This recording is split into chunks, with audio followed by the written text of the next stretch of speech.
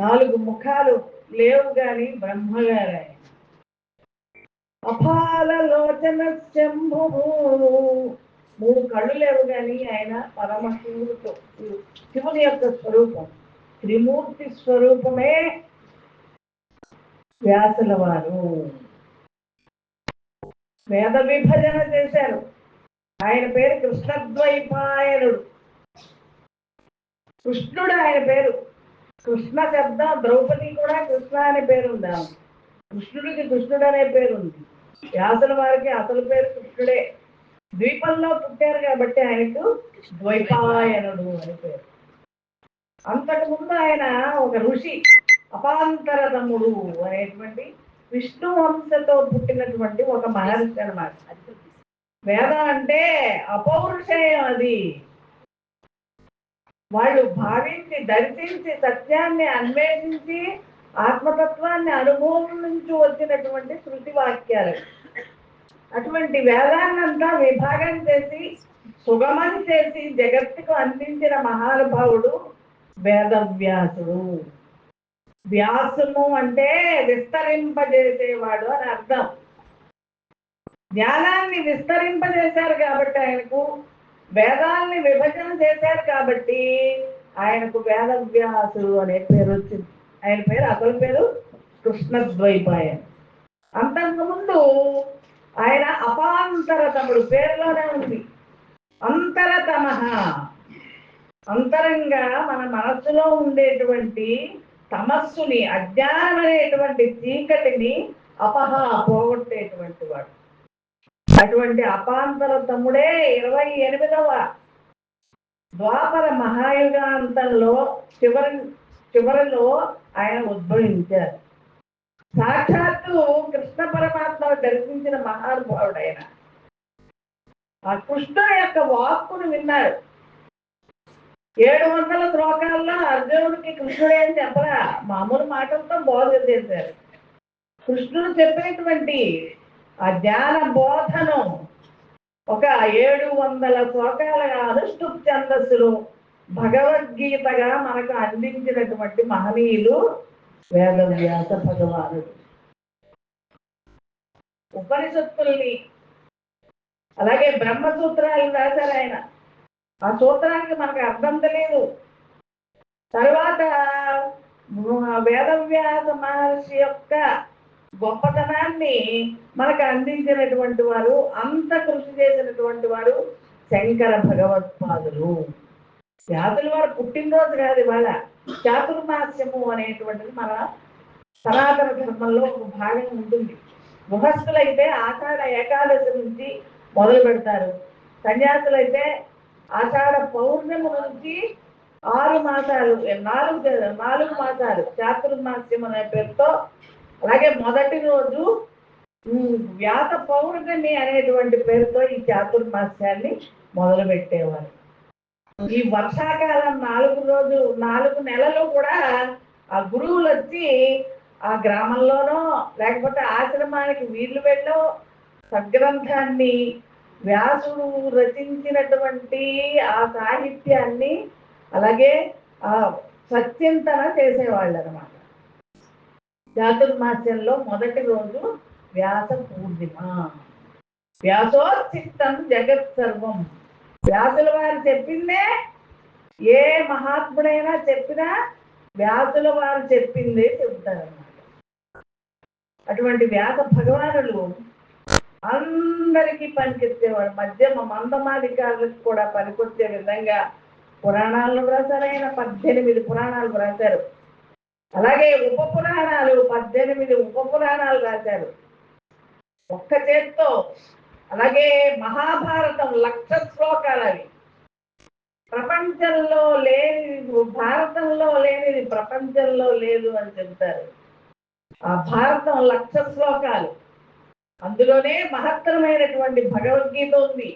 అలానే భగవద్గీత ఎలా అయితే ప్రసిద్ధి పొందిందో సమత్సుజాతీయము అనేటువంటి వేదాంత గ్రంథం కూడా ఆ మహాభారతంలోనే ఉంది. అలాగే విదుర నీతి ఉంది. ఆఖ్యానము, ఉపాఖ్యానము, ఉపదేశము 3 ఉన్నాయి మహాభారతంలో. అటువంటి మహాభారతానికి పంచమ వేదము అని పేరు. అటువంటి 1,00,000 శ్లోకాలతో కూడినటువంటి మహాభారతాన్ని మనకు అందించారు. అలాగే శాంతి పర్వము, అనుశాసనిక పర్వములు అని 2 ఉన్నాయి. అక్కడ భీష్ముల వారి యొక్క ఉపదేశం, కృష్ణ పరమాత్మ ఎదురుగా కూర్చొని ఆయన చెప్పేటువంటి పెద్ద ఆయన చెప్పే మాటల్ని భీష్ముల వారి నిమిత్తంగా పెట్టుకుని పాండవులకు బోధింపజేశారు. అలాగే నిరంతరం కూడా వ్యాసుల వారు కృష్ణుణ్ణి స్మరించేవారు, కృష్ణ దర్శనం చేసేవారు. ఆ భగవద్గీతను, కృష్ణుని యొక్క ఆ ఉపదేశాన్ని విని మనకి భగవద్గీత అనే పేరుతో మనకు అందించినటువంటి మహనీయులు. అటువంటి వ్యాస భగవానుని పేరుతో వ్యాస పూర్ణిమ జరుపుకోవాలి. ఈరోజు షిరిడి సాయిబాబా కాదు గురువు మనకి. గురువు అంటే వ్యాసుల వారు, గురువు అంటే జగద్గురు అంటే కృష్ణ పరమాత్మ, జగద్గురు అంటే శంకరుల వారు. మన సనాతన ధర్మంలో ఈ ముగ్గురు సూర్యచంద్రులు లాంటి వాళ్ళు, వెలుగునిచ్చేటువంటి వాళ్ళు. అటువంటి గురు పరంపర మనకు వారసగా వచ్చింది. నారాయణ సమారంభం సదాశివ సమారంభం, నారాయణం పద్మభువం వశిష్టం శక్తిం తత్పుత్ర పరాశరం చ వ్యాసం సుఖం.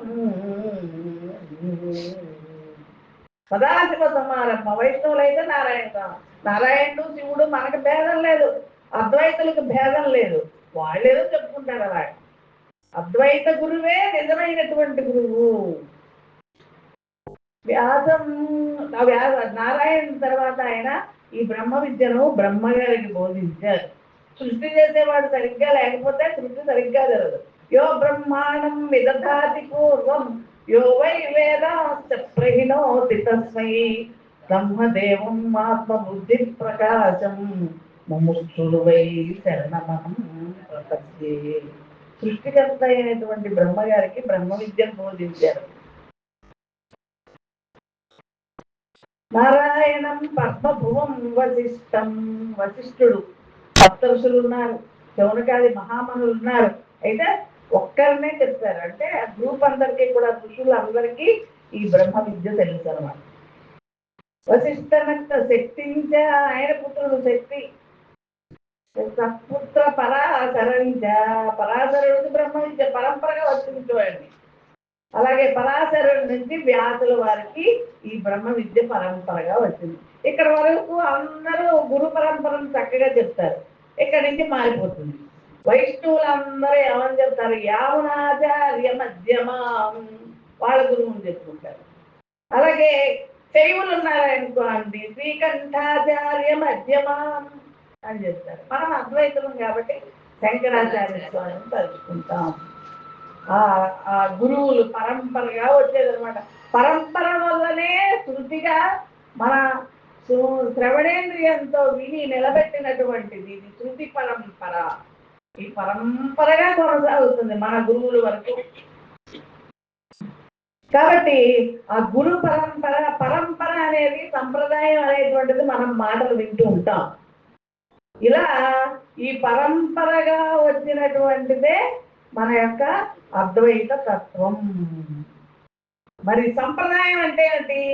గురువులు చెప్పేటువంటిది శాస్త్ర ప్రమాణం ఉండాలి. శాస్త్రము, యుక్తి, అనుభవంతో మన గురువులు ఎంతో బాగా చెబుతూ ఉన్నారు. అయితే ఈ పరంపర ఉన్నప్పటికీ వెంకటల వారి భాష్యం రాసిన మూలాన్ని చక్కగా విభజించి మనకు అందించినటువంటి వారు మన గురువు. ఆ గురువు ఎందే ఈ శాస్త్ర సంపదని, అలాగే గురు పరంపరని దర్శించి గురుపాద పూజ చేస్తున్నాం అన్నమాట. ఇక్కడ గురువు అంటే వ్యక్తి కాదు, తత్వం, జ్ఞానం. జ్ఞానమే రూపుదాలిస్తే వారినే గురువు అంటారు. ఆ గురువు గారు మనకి ఆయన ఏమి లౌకిక విషయాలు పట్టించుకోరు. ఎప్పుడు కూడా ముముక్షువుల కోసమే గ్రంథరచన చేస్తారు మన గురువు గారు, తర్వాత చైతన్య గారు. అలాగే ఎప్పుడు బోధ చెబుతారు. ఎదురుగా 10 మంది ఉన్నా ఎన్నో వేల మంది మనం వింటూ ఉన్నారు గురుకులం ద్వారా. జ్ఞాన బోధయే మనిషిని దరిచేర్చేటువంటిది, శాంతిని కలిగించేటువంటిది. కాబట్టి అది మస్తకం నుంచి మస్తకానికి రావాల్సిందే తప్ప పుస్తకాలు చదివితే జ్ఞానం అనేటువంటిది రానే రాదు. మనకు ప్రశ్నోపనిషత్తులో 6 ప్రశ్నలు వేస్తారు శిష్యులు. ఆ పిప్పలాది మహర్షి దగ్గరికి వెళ్ళి గురు పరంపరగా వచ్చింది. మరి కృష్ణుడు ఎవరికి చెప్పారు? అర్జునుడికి చెప్పారు. సంజయుడు విన్నాడు. వాళ్ళ ఇద్దరి యొక్క బోధను మనకు అందించినటువంటి వారు వ్యాసుల వారు. పూజ ఎలా చేయాలో చెప్పింది ఆయనే.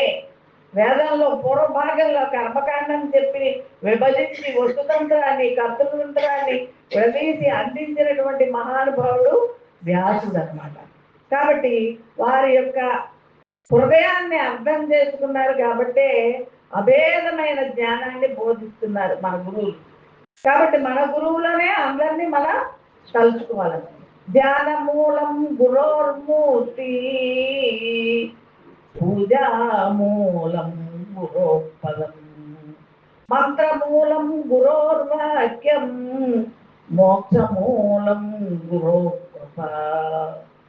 భగవంతుడిని ధ్యానించడం కాదు, మనం ముందు శాస్త్ర రూపంలో, శాస్త్రం అనేటువంటి ఉపామ సరస్వతి రూపంలో నడయాడేటువంటి తత్వమే గురుతత్వం. కాబట్టి ధ్యానం చేసేప్పుడు ముందు గురువునే, అది ఎంతో భాగ్యం. మామూలుగా అందరూ అనుకుంటారు మంత్ర జపం చేస్తే గొప్పదేమో, కాకపోతే గురువు గారు ఇచ్చినటువంటి మంత్ర అధిష్టాన దేవతని మనం ధ్యానం చేస్తే గొప్పదేమో అనుకుంటాం. కానీ అభేదమైనటువంటి జ్ఞానతత్వాన్ని బోధించేటువంటి ఆ గురుమూర్తిని లేవగానే ఆ పాదద్వయాల్ని రెండింటినీ స్మరణ చేయాలి.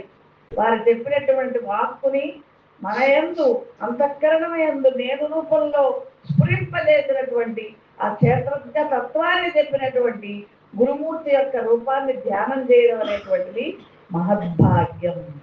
ఆచార్యోపాసనం అని మన కృష్ణ పరమాత్మ కూడా చెప్పారు. ఉపాసనా శబ్దం దేవతకు వాడతారు. దేవతల కంటే గొప్పవారైనటువంటి వారు గురువు. గురువు గోవిందుడు ఒక్కసారే నాకు ఎదురైతే ఎవరికి నేను నమస్కారం చేయాలి అని కబీర్ అంటారు. నీకు గోవిందుడి గురించి చెప్పేది, నిన్ను గురించి చెప్పేది గురువే కాబట్టి గురువుకు ముందు నమస్కారం చెయ్యండి అని చెప్తారు. అటువంటి గురుమూర్తి మనకు లభ్యం కావడం అనేటువంటిది గొప్పదైనటువంటి విషయం. అటువంటి మన గురుమూర్తిని తీర్చినటువంటి పరమ గురువులు దయానంద సరస్వతి స్వామి వారు. దయానందుల వారి పేరుకే సార్థక నామధేయం. ఎంతో మందిని తయారు చేశారు వారు. కాబట్టి గురు పరంపర ఇలా సాగింది. కృష్ణార్జునులు గురు శిష్యులు. ఆచార్య ఉత్తర రూపం అంతే వాస్యు ఆచార్య అంతే వాస్యుత్తర రూపం ఆచార్య పూర్వ రూపం అంతే వాస్యుత్తర రూపం విద్యాసంధానం విద్యాసంధి ప్రవచనగం సంధానం. గురువు శిష్యులకి మధ్య ఏముంటుంది? సంధానపరిచేది విద్య. ఆ విద్య ఏం చేస్తుందంటే ఒక కర్మిష్ఠుడు తనతో సమానంగా తయారు చేయలేడు. నువ్వు శిష్యుడివే, నేను గురువువే అంటాడు. ఒక ఉపాసకుడు ఉన్నాడు అనుకోండి, నేను గురువునే, నువ్వు ఉపాసన చేసేటటువంటి దేవత వేరు, ఉపాసన చేసేటువంటి నువ్వు వేరు, నీకు ఈ దీక్షను వచ్చినటువంటి గురువుని నేను వేరు అని చెప్తారు. ఇక్కడ బ్రహ్మ విద్యా గురువు ఉన్నారే, ఈశ్వరు గురువు ఆత్మేతి. ఈశ్వరుడు అనుకుంటున్నావు, ఆయన వేరు కాదు నీకంటే. గురువు మళ్ళీ దొడ్డిదారి లేనే లేదు. నా స్వరూపం ఏదో, నీది కూడా అదే స్వరూపము అనేటువంటి బ్రహ్మ విద్యా ప్రదాత గురువు. ఆయన దేహం కాదు, ఆయన వాక్కు శాస్త్రం, ఆయన యొక్క ప్రవచనము అనేటువంటిది మన స్వరూపాన్ని తెలియజేస్తుంది. కాబట్టి గురు శిష్య పరంపర అనేటువంటిది కొనసాగుతూ ఉంటుంది.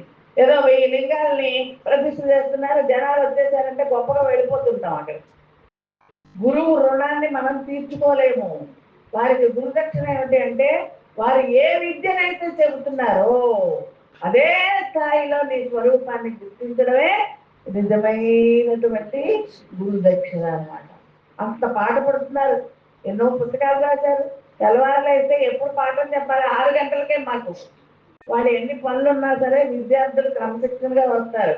అలాగే మీరు ఎంతో వ్యయ ప్రయాసాలు కొద్ది ఈ గురువు యొక్క గొప్పతనం తెలుసు కాబట్టే ఈ గురు పూర్ణిమల సందర్భంగా ఇంత దూరం వచ్చారు. ఆ విద్య యొక్క లాభం తెలిస్తేనే గురువు యందు, ఆ గురువు యొక్క వాక్కు యందు కూడా మనకు శ్రద్ధ భక్తి కలుగుతుంది అన్నమాట. కాబట్టి మోక్షమూలం గురు కృప, గురువు గారి హృదయంలో వీడు జిజ్ఞాస కలిగిన వాడు అని పడితే చాలు. వాడు విద్య కోసం వాళ్ళు తాపత్రయపడుతున్నారు. ఎన్ని పనులు నా పక్కకు పెట్టి జిజ్ఞాస కలిగి ఉన్నారు అంటే వారికి ఆనందం అన్నమాట. ఆ గురు కృప కనుక ఎవరి మీద అయితే ఉంటుందో అదే మోక్షం.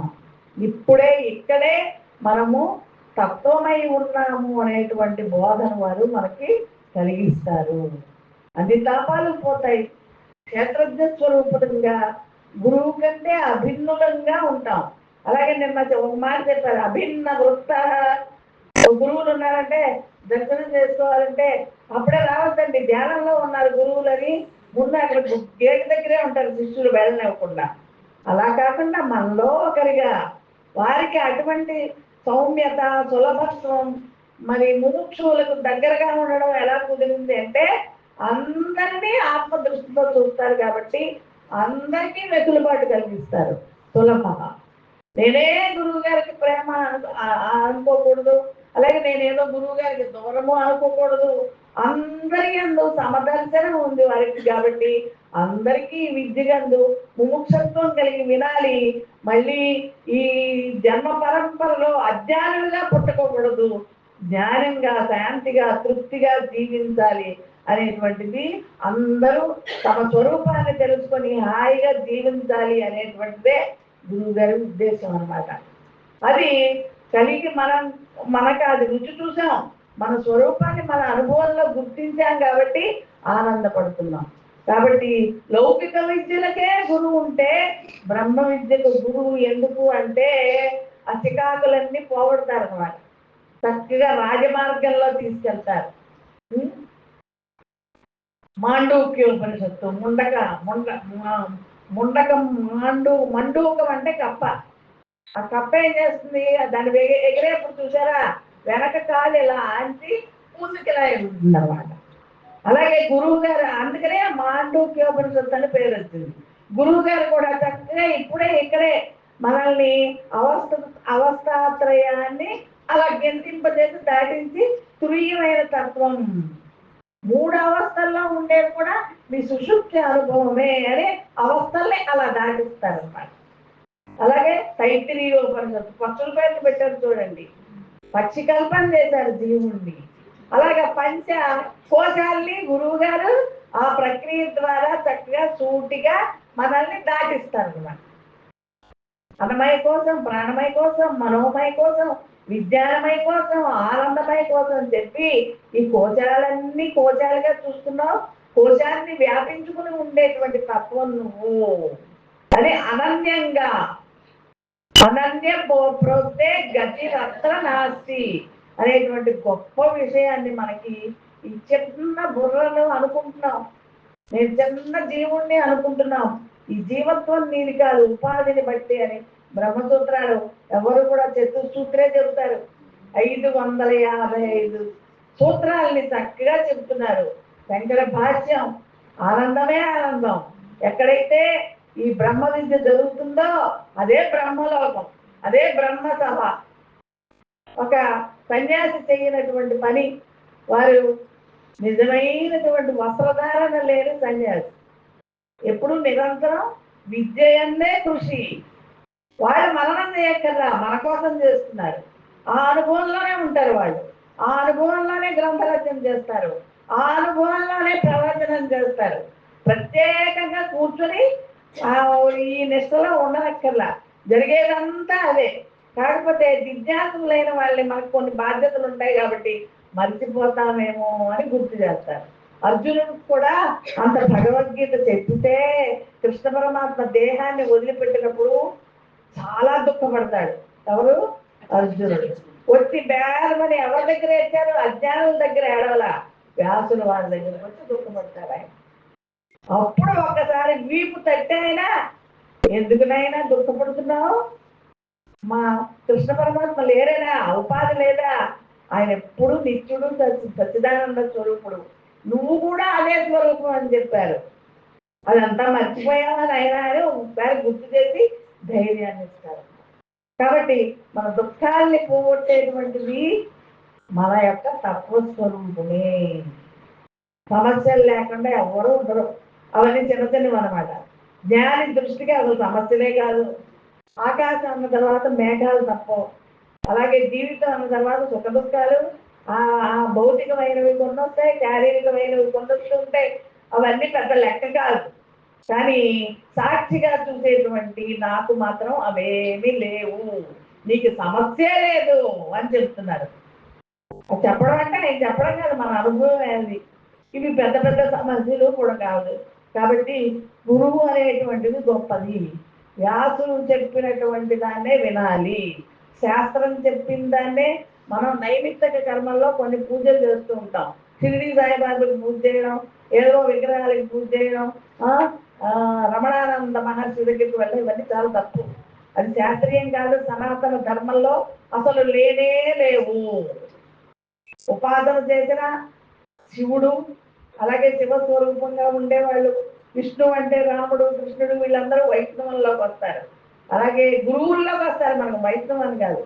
శాక్తేయము, గాణాపత్యం, శౌర్యం, సూర్యుడు ఉపాసన, స్కందుడు, ఈ ఆరే మనకి సనాతన ధర్మంలోని. మీకు ఎందుకు చెప్తున్నానంటే మీకు తెలిస్తే తెలియచ్చు. మీ పిల్లలు వెళ్ళిపోతుంటారు షిరిడికి, చెప్పండి. ఇది వైదికం కాదు, సనాతనం కాదు, స్మార్తం కూడా కాదు, ఏ మార్గమో తెలియదు. వ్యాస పూజ చెయ్యాలి, గురు పూజ. ఇది ఆషాఢ పూర్ణిమ రోజు. గురువు అంటే వ్యాసుల వారు, గురువు అంటే శంకరుల వారు, జగద్గురువు అంటేనే శంకరుల వారు, జగద్గురువు అంటే కృష్ణ పరమాత్మ. ఆ విష్ణువు యొక్క స్వరూపమే కృష్ణుడు, రాముడు, వీళ్ళంతా. విష్ణువు నా శివుడికి నారాయణుడికి భేదం లేదు. ఇలాంటి పునాది మన పిల్లలకు వేయాలి. ఆ వ్యాసుల వారి యొక్క చిన్న చిన్న గ్రంథాలు ఉన్నాయి, చిన్న చిన్న శ్లోకాలు ఉన్నాయి. వాటిని మనకు రుచి చూపించాలన్నమాట. ఎటు వెళ్ళిపోతుంది మన తర్వాత తరం, ఎటు వెళ్తుందో తెలియదు. మనం వ్యాసుడికి సేవ చేసాము అంటే మన సనాతన సంప్రదాయాన్ని చెప్పాలి. ఆ సంప్రదాయాన్ని చెప్తూ అందులో నడుస్తూ ఉంటే మనం ఎలా అయితే మంచి బ్రహ్మవేత్త అయినటువంటి గురువు దగ్గర చేరేమో, మన పిల్లలకు పునాది వేసేది మనం. అలా చూడం. మా అబ్బాయి అమెరికా వెళ్ళాడు, మా అమ్మాయి లండన్ వెళ్ళింది, మా అల్లుడు ఫలానా ఉన్నారు, ఎంత సంపాదించాలి, ఇది చూస్తున్నాం. ఈ సంపద ఇక్కడతోనే వెళ్ళిపోతుంది. ఈ బంధుత్వాలు ఇక్కడే సమసిపోతాయి. జ్ఞానం మాత్రం జన్మ ఉంటే మళ్ళీ జన్మకి ఇదే వస్తుంది. శుచీనాం శ్రీమతాంగే యోగ భ్రష్టో విజాయితే. మళ్ళీ మన గురువులు మన కోసం పుడతానంటున్నారు. మనకి మళ్ళీ ఆ గురువుల దగ్గరే మనం చేరతాం. కాబట్టి దీన్ని వృద్ధి పొందించుకోవాలి. ఈ వారసత్వాన్ని నిలబెట్టాలి. మీ రోజులో ఒక 5 నిమిషాలైనా మీ పిల్లల కోసం ఈ సనాతన ధర్మాన్ని చెప్పడానికి వినియోగించండి. అలాగే మన గురువులు నిరంతరము మనకి క్లాసులు జరుగుతున్నాయి. తత్వ విషయంగా నేను